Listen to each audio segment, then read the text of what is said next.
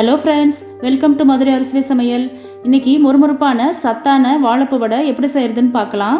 இது நீங்களும் வீட்டில் ஈஸியாக செய்யலாம். வாங்க எப்படி செய்கிறதுன்னு பார்க்கலாம். கடலைப்பருப்பை நல்லா 1 மணி நேரம் ஊற வைக்கணும். நான் இன்றைக்கி 150 கிராம் கடலைப்பருப்பு எடுத்திருக்கேன். அதை கிட்டத்தட்ட 1 மணி நேரமாவது ஊற வைக்கணும். அப்போ தான் வடை சாஃப்டாக இருக்கும். 1 மணி நேரம் கழித்து பார்க்கலாம். கடலைப்பருப்பு நல்லா ஊறி இருக்குது. இதை தண்ணி எடுத்து வச்சுக்கோங்க.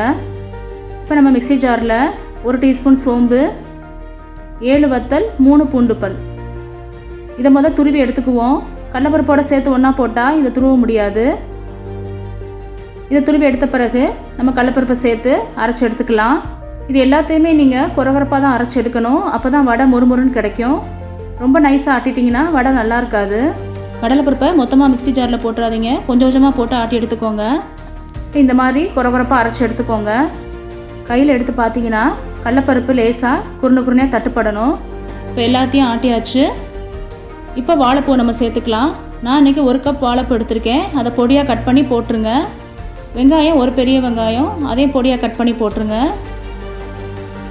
தேவையான அளவு உப்பு. இது எல்லாத்தையும் நல்லா மிக்ஸ் பண்ணிக்கலாம். மல்லித்தலை இருந்தால் அதையும் நீங்கள் போட்டுக்கலாம். அது ஆப்ஷனல் தான். இப்போ அடுப்பில் ஒரு வடைச்சட்டியை வச்சு எண்ணெயை காய வச்சுக்கலாம். எண்ணெயை ரொம்ப கொதிக்க காய வச்சிடாதீங்க. மிதமான சூட்டில் தான் இருக்கணும். இப்போ நம்ம ஒரு வாழைப்பூவை இந்த மாதிரி உருண்டை எடுத்து இப்படி தட்டி நம்ம எண்ணெயில் போட்டுடலாம்.